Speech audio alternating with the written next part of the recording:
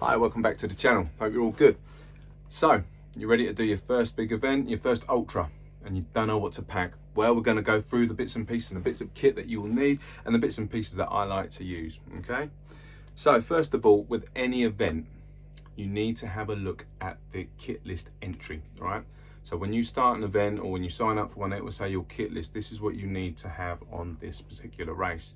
Read it, have a look at it, because the last thing you want to do is turn up to an event and say you'll not have a first aid kit, and you just won't be able to run the race without it, and you might have traveled all that way and failed at the first hurdle. So familiarize yourself with what you need to take. Also, I normally like to make a list, mainly because then I can tick it off and then I know I've got everything. So first up on my list is water, hydration. Okay, so this is the pack I used for a 50k ultra recently. Okay, there are many different styles of running vest, and I think you just have to find out which one works for you. But this one has a bladder. It holds about 2 liters of water. The reason why I like this one over some others that I've got is because it has pockets on the shoulder straps. Okay, and for me, these are so handy, and I have all my bits and pieces in these pockets. So all my food, phone maybe, or battery pack, whatever, they'll be in these pockets, and it's just handy, and I'll know where they are. So when I'm running, I can just literally reach in, grab what I need, and that's that. So that's the first one. Also, many races are going cupless, so when you get to an aid station, they're not giving you paper cups, so foldable cups. Okay, you can pick these up. These are relatively cheap, really handy. I had this one on on my last race. Handy, although I wish I would have brought this. Now this is again a soft bottle, and you can get ones that fit in shoulder straps with the long straws coming up. But at the aid station, I just wish that I'd asked them to top this up, and I could have just ran on while I was eating and drinking. This, I had a good drink, then asked them to fill it up, and then I ran on with the cup and eating and drinking. With this, I could have just gone. However, it wouldn't have saved me a hell of a lot of time. It's just a personal thing. The beauty of these things are that when they're empty, you can just collapse them up and put them in your pocket, put them in your bag, no problem. Also with that, hydration, I've noticed that, well, I've tried a few different products. Again, I'm not endorsed by any of these products, by the way, so this is just my personal experience with them. I use SIS, the hydration tablets. I find that these work well with me. Now, you put 1 tablet in for a litre of water. So I popped 2 of these in my hydration bladder, and away I went. Also, that if you know that you might get a top up on this, take a few extra little tablets with you. I did that. I didn't use them, but it's good practice to do that. Okay, so some place, I'm just reading down my list. See, this is why that's so handy. Just reading down my list, top layer top layer stroke jacket. So some places, depending on, also it's more important to say dress to the weather. So check your weather forecasts. If it's going to be a scorcher of a day, you probably won't even want a top layer. But I still brought one. It did say top layer stroke jacket. I brought one just in case. Now, some events you might turn up, depending on time of year, with a top layer already on. If the kit list says top layer, some events will still want you to bring another top layer. So it's always handy to bring extra top layers and jackets. And if in doubt, ask when you sign on. So what you want to do is roll it up as tight as you can get it, basically, and stuff this into your bag. You'll do it a lot neater than me, no doubt. The next one will be a first aid kit. Now this is quite mandatory on all events. Now you can get these little kits from most shops, supermarkets. They don't cost a lot, but the beauty of it is that you will always, if you just chuck it in your car, you'll always have it on you or wherever. But you can take out what you need of that and put it in your bag. So most events will require some sort of space blanket, which you can see this silver foil blanket in here. Dressings, plasters and everything are all in there. And there's your dressing. And what I did, there's a nice little pocket in this bag, and I just used that. Open that up, pop that in, and if it's in a bag as well, if it does rain, it keeps everything nice and dry. If your plasters are wet or anything, it's not going to stick, is it, if it's wet? So bear that in mind. Next on my list is food and gels. Okay, so basically, when you're running, you will need to top up with food. Now, your body can absorb roughly about 300 calories an hour. So if you know you're going to be out for quite a while, have your food on you, have a look at the calorie content and go from there. So again, you'll want to have taken food on your training runs to see what works well for your body. For me, raw bars work really well. On my last ultra, I did a mixture of raw bars and Cliff bars. Okay, Cliff bars are really good. The peanut butter one was fantastic for me because it had 300 calories per bar. So it was brilliant. I could have one of those an hour, no problem done. But I did take a load of these raw bars, okay? So I'll put, and normally I like to keep most of my food in the same pocket so I know where we're going. You know, so when I'm running, I can just pull out the raw bars or gels. So there you go. There's, how many we got in there? There's about 5 of those in there. Just in this pocket here. Gels, again. So these gels are SIS. I know these work well with my body. Other gels sometimes give me a bit of a funny stomach. And these, if I just look at this quickly, is 87 calories, okay, per serving. So I pop these in, and these are good. You can get ones with caffeine in. Not really my thing. So let's put these in here. So your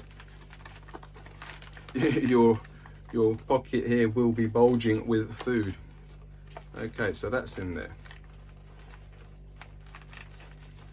Okay, zip that up.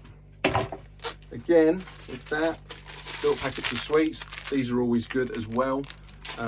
Just that little bit of an energy boost. Pop them in there.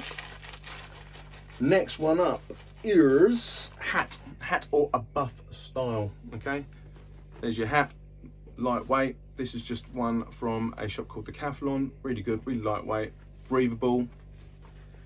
You'll most likely have that on your head. If not, you can always pop it in your shorts pocket, whatever. Okay, put that to one side. Again, buffs, I love these. These are fantastic. So last year I did a duathlon, and in the transition stage of the race, you had to wear a mask, obviously because COVID. And if you had one of these, you could just pop it up. Absolutely brilliant. Love these. Not only that, you don't have to have these in your pocket. They can double up. Wristband, sweatband. Jobs are good. So yeah, these are good. Really a big fan of those. Not only that, if you don't have a cap style hat, you can put those over your head if you're like me and they don't have a lot of hair. Brilliant, covers you up. Next one up, talking of that, sun cream. Okay, there are many different sun creams available on the market. Okay, I just use Hawaiian Tropic. You can get different ones. You can get P20, which is a special type of sun cream that will last all day. I think one application lasts about 10 hours. It's a spray application.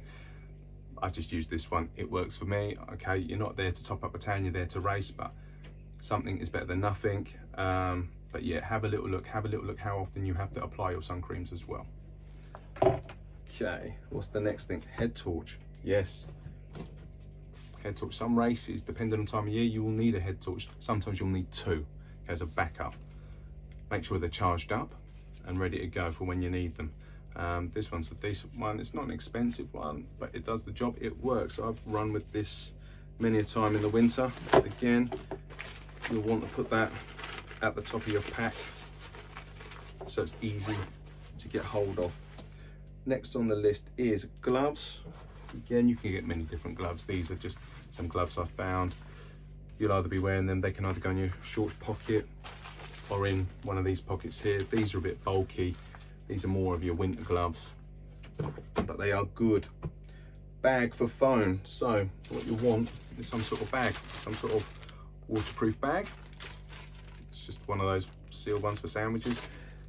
Also, you want a power bank in case your phone dies and you need the power, or if your GPS watch also goes, make sure you have a power bank basically, as you get out of jail free, with the relevant cables. I cannot stress that enough. You can always be out in the middle of nowhere. You can have the means to power it up but not have the cables to charge it up. So let's put that in your pack as well. Okay, so we're almost at the bottom of the list. Sunglasses, sunny day, get your sunglasses on, okay? Sunglasses don't have to cost the earth. These ones again were from a shop called Decathlon. These are great. I have other more expensive sunglasses, but these were fantastic. I think these were £25. Brilliant. You can get different ones, and there's many different ones available. There's sunglasses that are even cheaper than that. As long as they protect your eyes from UV, you're in there like swimwear. Right, so that is it. There is your pack, okay? We've got our long sleeve layer in there with the water, with the head torch, with our first aid kit. Our food is in here. We'll have extra food in there as well. This is just purely for demonstration. Power bank charger and everything is in there, and probably the phone will go in there as well. And for a 50K Ultra, that is pretty much what I took, okay? You can take other bits and pieces. Make sure you read what's mandatory on the kit lists. Also, like I say, please check what works with your body beforehand, before the race. There's no point trying all new bits and pieces a couple of days before, because you could be into a world of trouble that your stomach probably won't like certain things, or it'll just make you want to go to the toilet basically. Also as well, train with this kit, okay? You're going to be carrying this kit for a little while, well, for a long while should I say, so you want to train with this kit, know how it feels. You might not want the power bank, say, in this pocket, because it bulges, it hits on the side there. You might want it in a different pocket, so train with it, get to know where things are as well, and little bags help. So with your phone, certain phones are waterproof now, but if they get wet, if you've got them in a cover, and it's the cover where you've got like a film over the touch screen, sometimes water can get in there and it will cause havoc with your phone, and it might even lock you out. I've had that when it's been raining. So if you've got it in a little Ziploc bag, it's just that extra little bit of protection, and if you need your phone in an emergency, you can whip it out and know that you can call whoever right on the get-go. And I think that is about it for our list. So there you go. If you have any ideas or anything at all, please drop me a comment down below. Also, just really quickly, after your race, think about what you need after it. You might need some water in the car. Also, think about what you want to put on your feet. Most people I've seen put flip-flops on their feet. They have other shoes. Definitely have another set of shoes or flip-flops ready for when you finish, because your feet will have taken some punishment. You'll want to let them breathe and just not being trainers, basically. So there you go. Right, thanks for watching. As always, stay classy and go get your miles.